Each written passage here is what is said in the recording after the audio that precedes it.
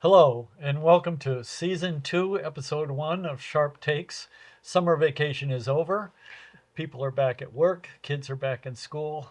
And I'm delighted to have as my first guest this season the superintendent from the Middlebury School District. I think we call it the Addison Central Supervisory District or School District. Dr. Wendy Baker. Welcome, Wendy. It's Thank you. It's a wonderful to pleasure to have you be here. here. Yeah. Yeah. So I'd like to start by you telling us the lay of the land right now. What does it look like from your position, both in terms of local schools and this district reorganization that the state is trying to accomplish? What are the problems we're trying to solve?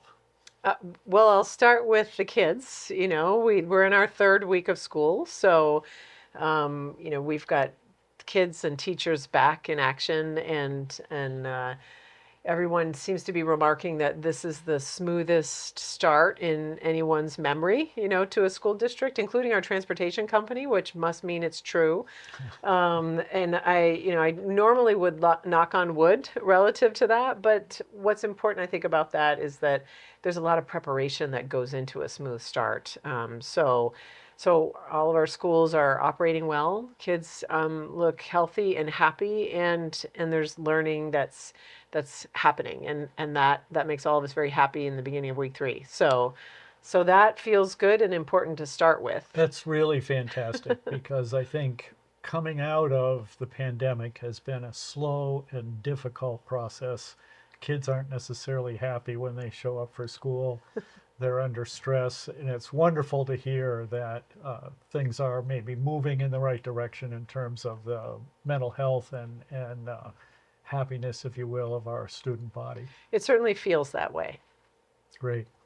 Otherwise, I think it's. I'm sure we'll talk more about specific elements of some of the statewide conversations, but it feels like the transition of H454 into Act 73, has begun. The redistricting task force, of course, has had its first 2 meetings, and they're a little slow out of the gate, I think. Trying to find their way. Do they draw maps and then see how well that works, or do they gather data and information? And if so, what are the sources of data and information that they can have that feel reliable and also accessible to them? The field has reliable data. It's hard for that to be accessible on a statewide basis. The AOE's data is accessible, but not necessarily with the same degree of reliability, and much of their data sets are a number of year old, Mm. so just by the nature of their systems. So they're grappling with that. I think they have a facilitator coming on board for their meeting that begins tomorrow, and I'm sure that will provide a little bit more structure for them. All right. So, one of the things that strikes me is that of all the proposals I've seen, uh, the the sort of one level of relative agreement is this notion of a foundation formula, which would provide a fixed amount of dollars per student. And I think in all of Addison County, uh, we're currently spending above those numbers. So have you looked at that, and are you in the process of thinking about how you're going to operate with a restricted amount of revenue? Yes, I think I'd offer a couple of caveats. One of the things that I think has been frustrating to us in Addison Central is that the data that was used to calculate financial modeling related to the foundation formula work that was done in the last legislative session wasn't accurate. Did not take into account our current metrics regarding students who are multilingual or who would qualify for extra funding related to some of the different components of the foundation formula. So for us, it's a little bit difficult to really understand what those impacts would be.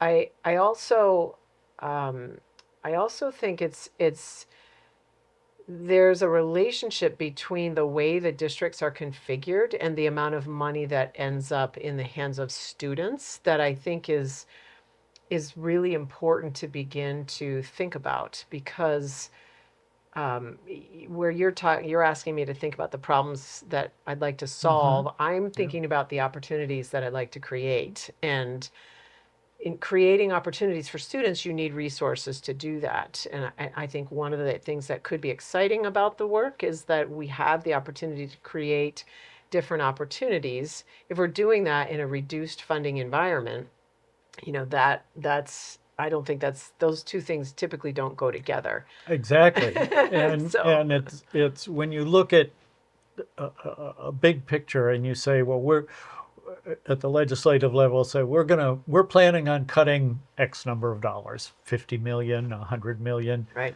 180 million out of the governor's plan. So we're going to take that money out of the system. Hmm. And at the same time, we're going to create a system that uh, does a better job of having equal amount of money available for students across the state. Hmm. I think that inevitably means that school districts that are spending above the average are going to be somehow forced to spend below the average in order to bring up districts that are currently below the average. And that means a heavy hit. I'm just thinking out loud, so to speak. I think that means a pretty heavy hit for the districts in Addison County.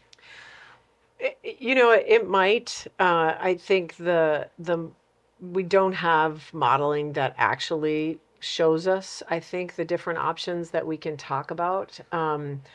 There there are only certain ways to reduce school budgets, and those ways involve reducing staff. 80% of our school budgets are Yeah. staff. I think all the superintendents and district and central offices in the state equal about 5% of the expenditures. And if we cut them in half, we've saved 2%, but that I don't think that gets to anybody's target who has Right. cutting spending in mind. And if you take students from smaller schools across the state, and you provide them with the opportunities that exist in bigger schools, then you need more lacrosse coaches, and you need more, right, Yeah. teachers who are able to facilitate those opportunities. It's I think it's understood that if you do that, then you bring some of those resources over, but not all of them. And that might be true. I think what our position is right now is that there's the professional process for looking at these issues and beginning to think about opportunities for students and how we might get there and what that looks like. And then there's the political process. Yeah. And right now, there are discussions about aspects of the foundation formula that are in flux, districts that are in flux, schools by necessity that are in flux at the state board level, and those are all in the political realm right now, which is very different from how we think about arranging human efforts to create strong opportunities for kids, that's the business of the professional staff, and we do that well. Yeah.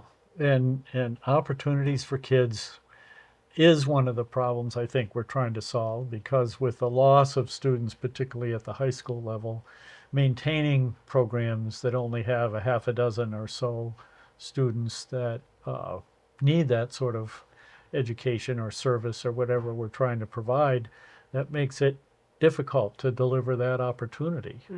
Hmm. So, in the development of Act 46, the legislature took a lot of testimony about protection of small schools, that they were important to communities, and that really the demographic problem was coming at us at the high school level, and there were numerous high schools in the state that should close.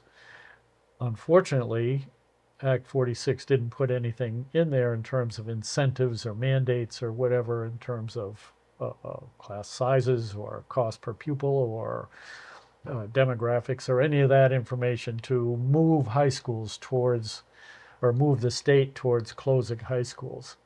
Um, I sense that that's still the problem, that the demographic is still hitting the high schools more than it is the elementary schools, and the difficulty of providing AP math or some tech program or some special ed needs for children is really becoming difficult at the high school level. Am I missing the mark there? I mean, you're not missing the mark. I think it's an aspect of what we're working our way toward. At Middlebury Union High School, I think we are able to maintain our programs, and that feels good. How many students we could lose and still be able to do that is certainly a question. I would say that enrollment challenges happen at a K-12 level in part because of the housing shortages. Mm-hmm. That's really what it all boils down to.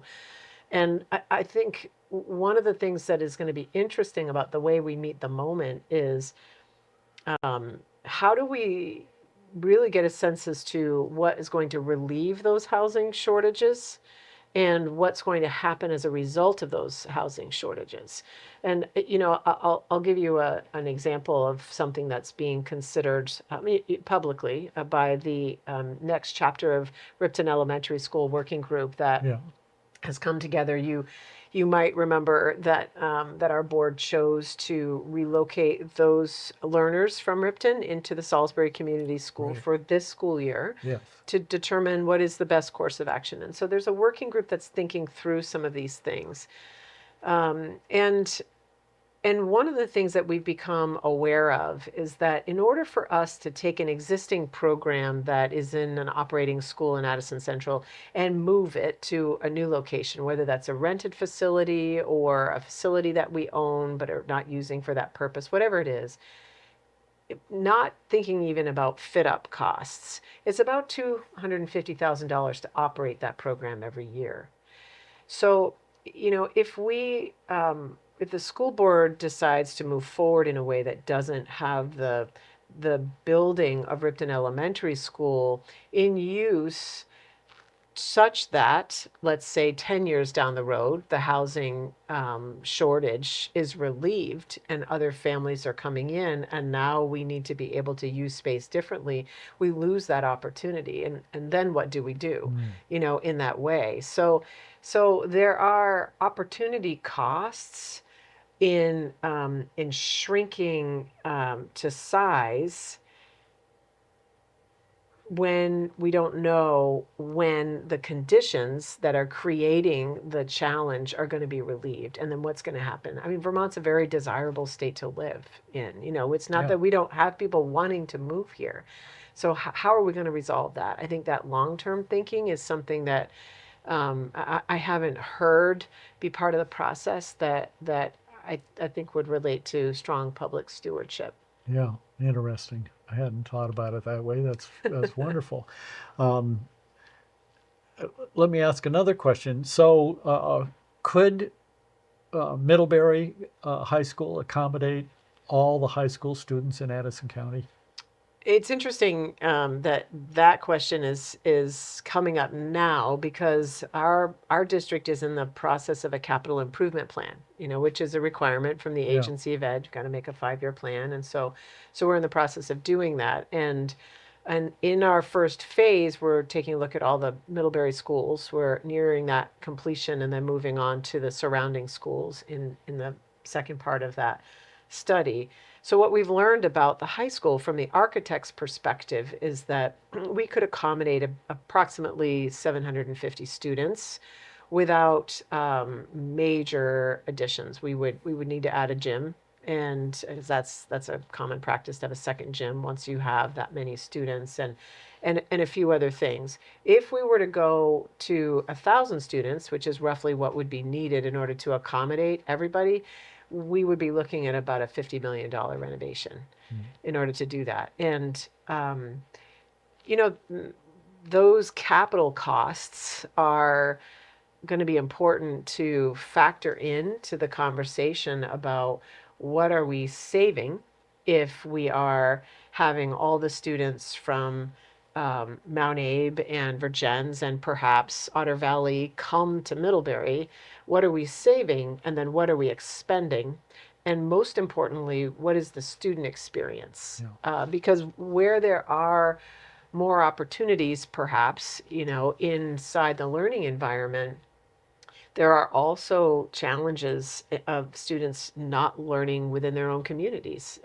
There might be internship opportunities that they don't have in the same way. It might be that their ability to be picked up or dropped off, by a family member has changed, or perhaps drive as a young driver, in that way, is a little bit different. So now we may be running after school buses and things of that nature to ensure equitable access to everything. So I think that balance sheet that's the way the professional process would unfold. Thinking about those things, and I haven't seen where that's going to emerge in these conversations that are going to unfold this fall. Yeah. Yeah, it's whenever we end up in a conversation like this, and I'm sitting here thinking, well, that's not going to be cheaper. Right. And the Right.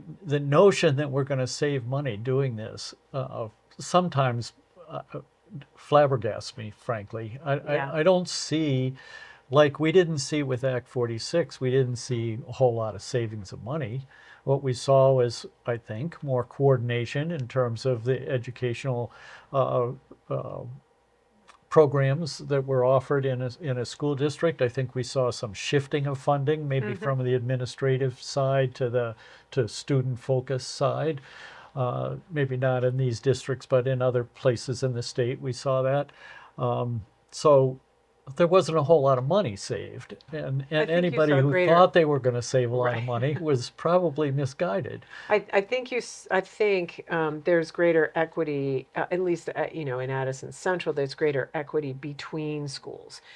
For example, if academic performance in one school shows that a second intervention is needed, and in another school it's not needed, then we can move a staff from Right. school A to school I B. was trying to get to that. Yeah, Yeah. whereas, when those of us that have served as a superintendent in former supervisory unions where Yeah. that structure didn't allow for those pieces, that can be very problematic based on the way our laws are written. Now, Yeah. maybe there's a way to rewrite our laws that would allow for different types of flexibility in those ways. It could be that the only solution that we're looking at is a district reorganization. We just need different districts, when maybe we could rewrite aspects of Title 16 that would enable many of the same things, without moving some of these pieces forward in different ways.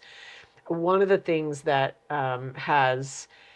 has been, a conversation I wish had more presence in the political sphere are the concept of BOCES, which is essentially a regionalization of the Agency of Education, so that you don't necessarily need the same level of expertise in the processes that are redundant in the districts. For example, your a BOSI's can handle all of your HR functions and can manage grants and so on and so forth, so that much of the business processes can be taken care of. Some of the special ed expertise, could be taken care of. And I think there are some benefits to that the New York model has to teach us, and Is that a sort of a reimagining of what our supervisory unions used to be and giving them more power or more no, I think reach? no. If it's similar to the way that New York looks at it, it would be having a sort of a regional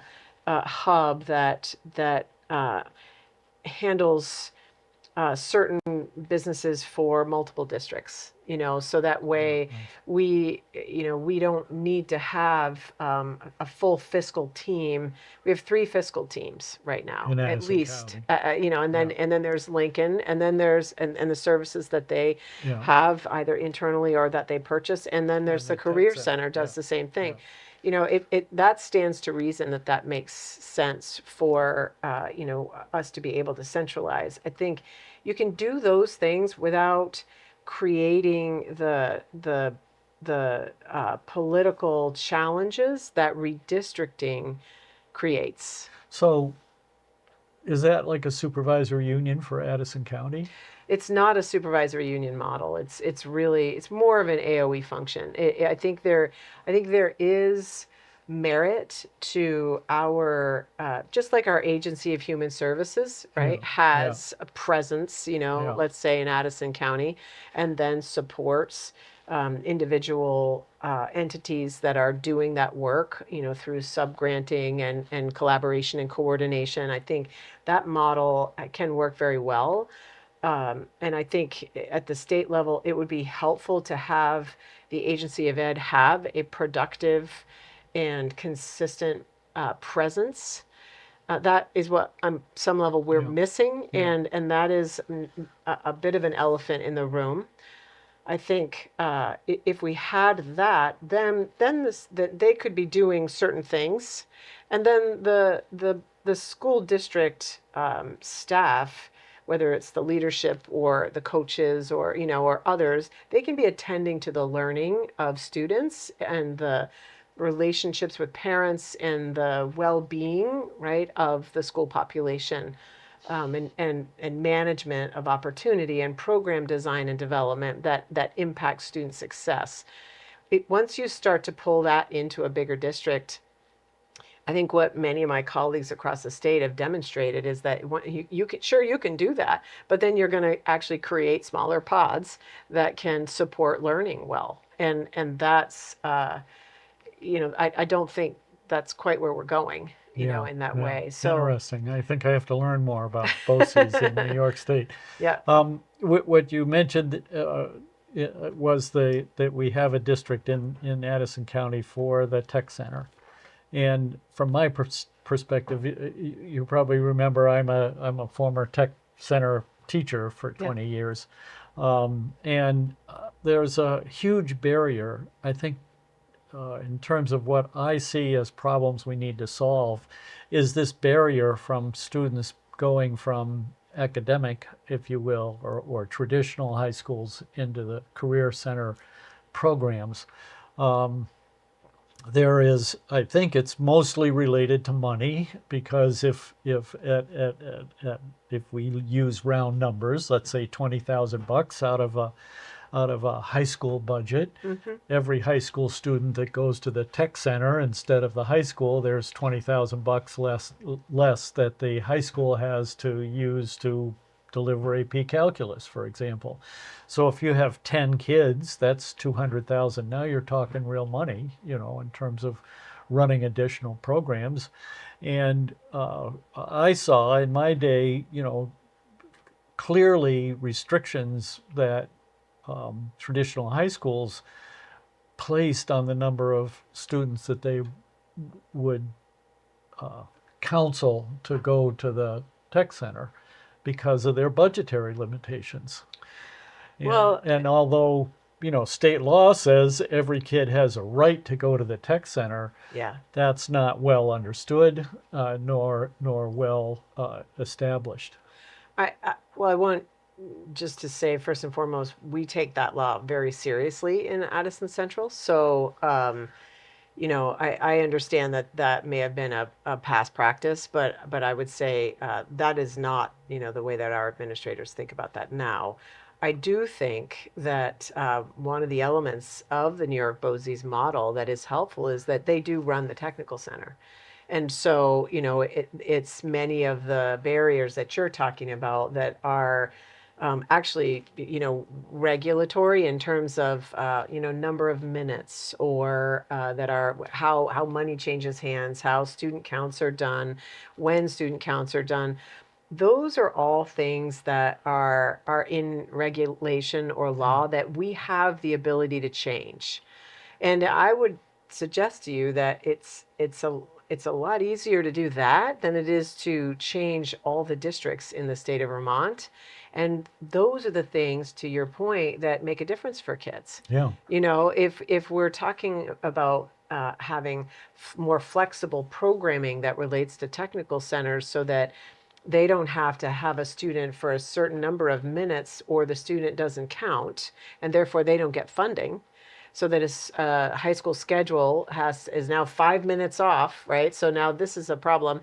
These are the things that I think we can solve, and I don't know that we need to redistrict the entire state to do that. I think we Yeah. just need to focus on what we need to focus on. Unfortunately, there's not a lot of political gain to be had by just doing those kinds of things, right? Those are often the tweaks that don't get the big headlines, and Yeah. they are the ones that make the most difference for kids in my experience. So I would love to provide any support we can to those kinds of alternatives. I'm just not sure if the conversation is going to allow for that kind of thinking to emerge. Yeah. Well, speaking for myself, I'm going to study how BOCES work a little bit better. And I think that, uh, yeah, if we can solve the problems, if we can create more opportunities for children to succeed, then I think that's really the point of what we're trying to accomplish. We have, according to Campaign for Vermont and others, um, we have slipped in our ranking among states in the country in terms of how well we're doing by our students in terms of learning measures. Unfortunately, it's almost all about test scores. Right. Um, but but I think we have slipped, and we need to get back to being considered one of the top tier states in the nation for education. One of the things that I think has happened concurrently with that slip has been a change of focus away from resources that relate to classroom and learning success, and the political landscape in terms of how our districts are configured and what they look like, and a diversion of resources away from some of the things that are most important. And I'll give you an example. It used to be that prior to 2013, I'm not sure of the year that some of our contracts changed with our large scale state assessment providers, but it used to be that there were a number of released items and teaching tools that our field had access to, so that they understood if a student is missing, the following strand of questions. Here are the skill deficits that relate to those questions, so that we in the field had a much better sense of, okay, these are the targets that we need to help kids hit on a local level in order to increase performance on those exams. That part of the contract, I understand, is no longer something that the state of Vermont buys from our vendors. Oh, And that change has happened in this period of time. And that's just one of them. I think there are others that are in place as well, that we as a state, it's an indicator that we as a state don't have the same focus on success in learning in the classrooms as we did, from say 2000 to 2012, when you saw performance steadily increase. yeah. So that is not because we're not spending enough, or because we don't have the right people in the classrooms, or we don't have the right leaders in the buildings. It's related, in my opinion, to not having our dollars in the right focus, Hmm. as a coherent system that is statewide, so that we're all moving together toward that student success. So we're running short of time, but you brought up a couple of things that I think are worthy of exploration. One is Massachusetts did a pretty simple thing a few years ago that helped them leap ahead of us in terms of the percentage of students that graduate, and that was just require a certain level of passage on a certain score on a test to pass to get a diploma. Mm-hmm. And have you looked at that idea at all, or what might the implications of doing something like that in Vermont? Yeah, we actually have structures that would help us in that regard, with our proficiency-based graduation requirements. If we were to move down a road where if students demonstrated proficiency in these areas outside of a Carnegie unit, Yeah. so that you're not necessarily having to stack up a certain number of here, there, and everywhere courses. I think we could achieve the same thing. One of the things that we looked at when we went to state assessments way back, Yeah. in before No Child Left Behind even, was whether it should be a graduation requirement, Yeah.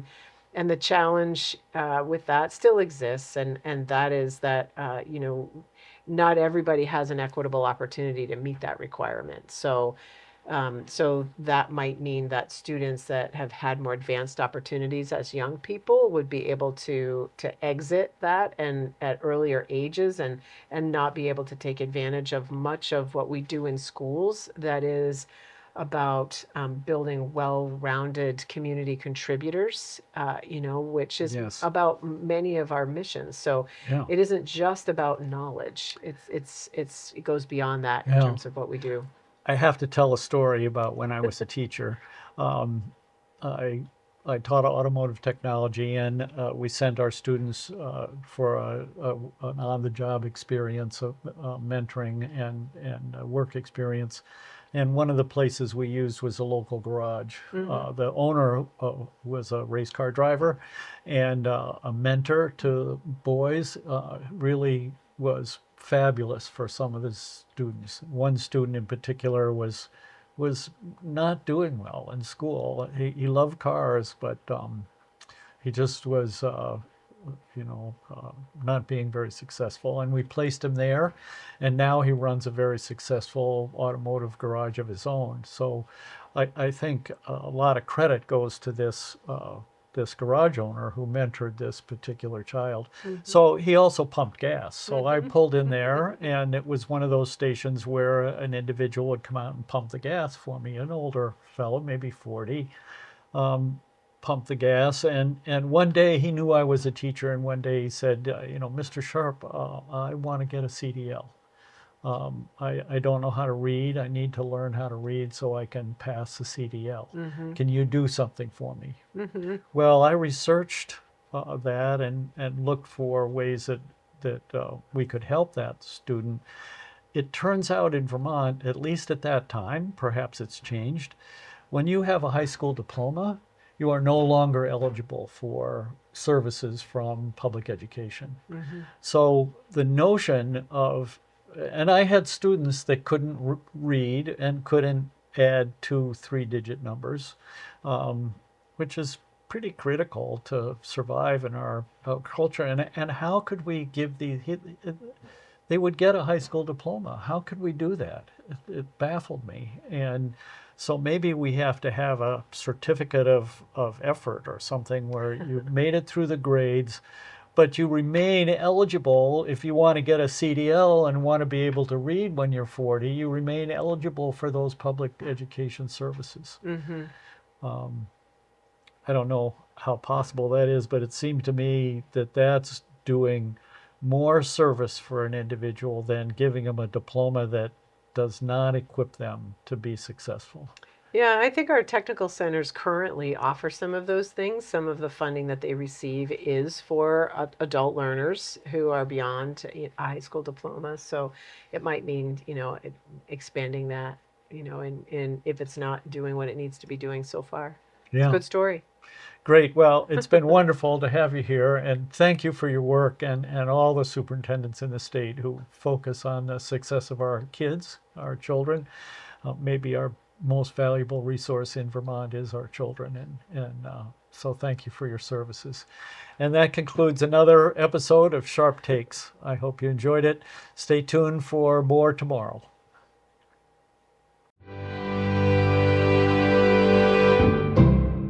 Want to be a guest on Sharp Takes? Have an opinion you want Dave to hear about? Email davesharp@gmav.net.